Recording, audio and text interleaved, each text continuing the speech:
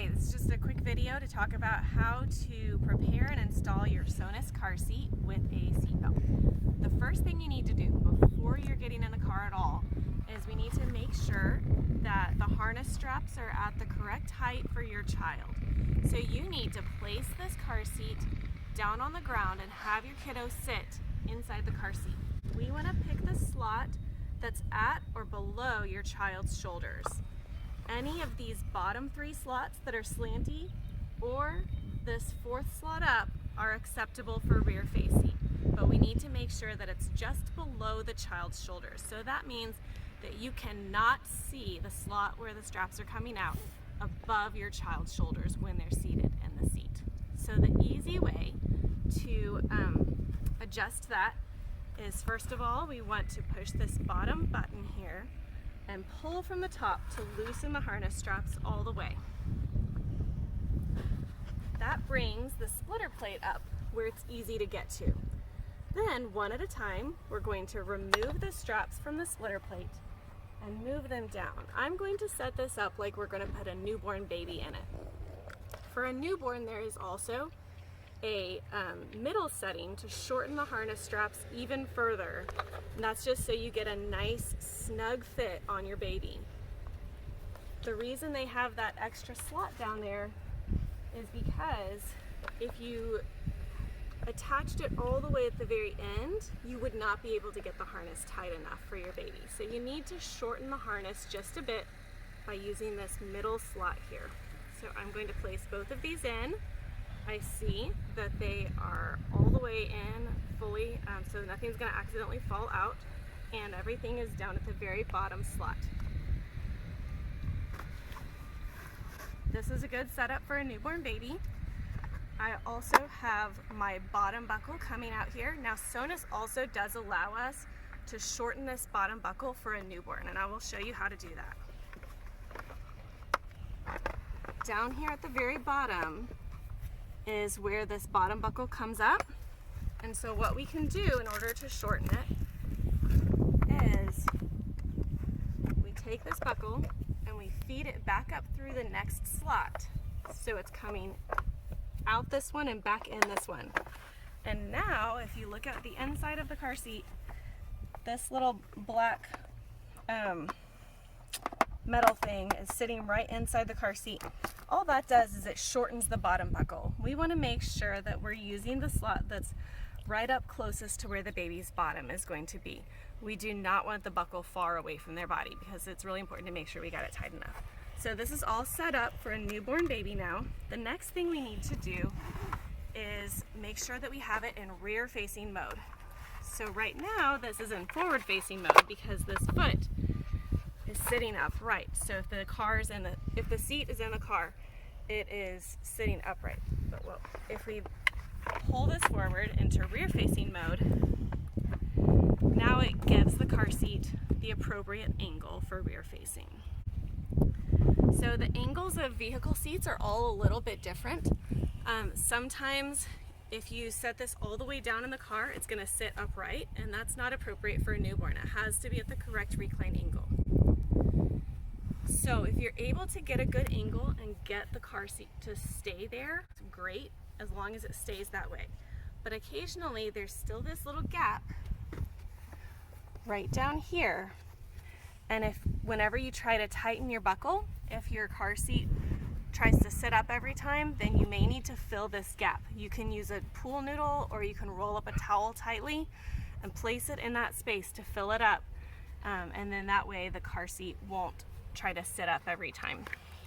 So to install the car seat, what I like to do is go ahead and pull the car seat cover up. When you pull this up, now we have a really nice clear view of the belt path. That is where the seat belt is going to go. I find that very helpful, just as far as knowing what I'm doing.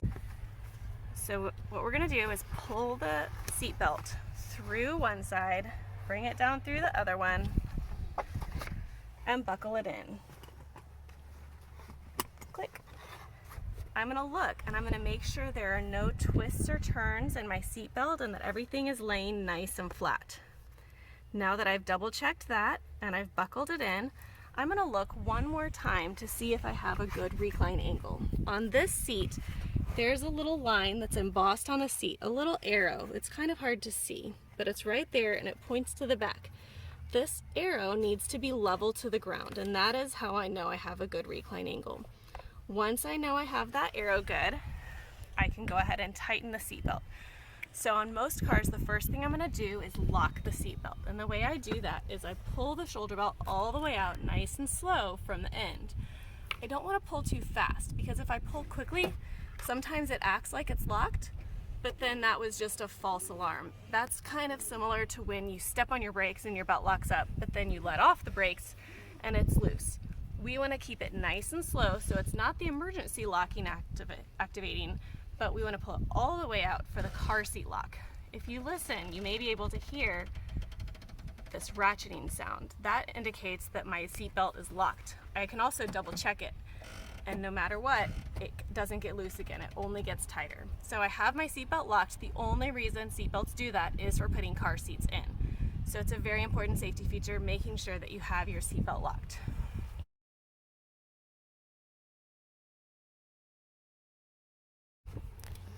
Now I like to get up inside my car when I'm tightening this, because I think the easiest way to tighten your car seat is to place one hand down in the seat where your child's bottom goes, have a nice strong straight arm, push down and back against the vehicle seat. With your other hand, you can grab the shoulder belt right here close to where it's buckled in and just pull that up towards you. Now once you've got it pulled nice and tight, you don't want to let it go. Scoot back a little bit, buddy.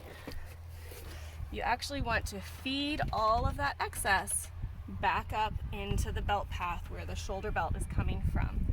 What happens if you just let it go is it accidentally just goes right back that way. So any extra slack needs to go back up towards the shoulder belt. So the final step is we need to make sure we have the seatbelt nice and tight. To test for tightness, we're gonna grab the car seat right here where it's buckled in at the belt path.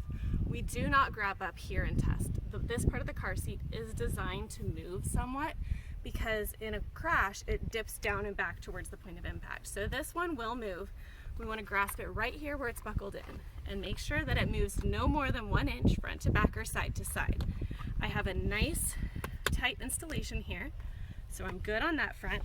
The last thing I want to double check on with my rear facing seat is I want to look at my recline angle again and make sure that is still appropriate.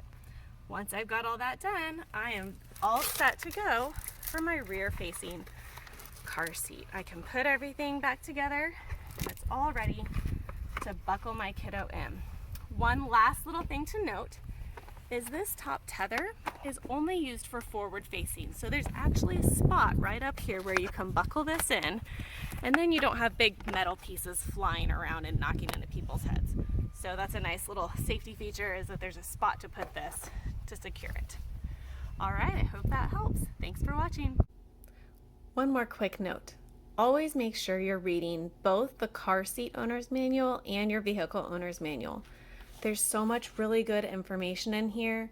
I covered a lot of good stuff, but certainly not even close to everything. So make sure you read through this manual and not only read it, but save it for future reference, especially when it's time to switch to forward-facing mode or when it comes time to clean your car seat, and making sure that you're doing that according to the way the manufacturer instructs you.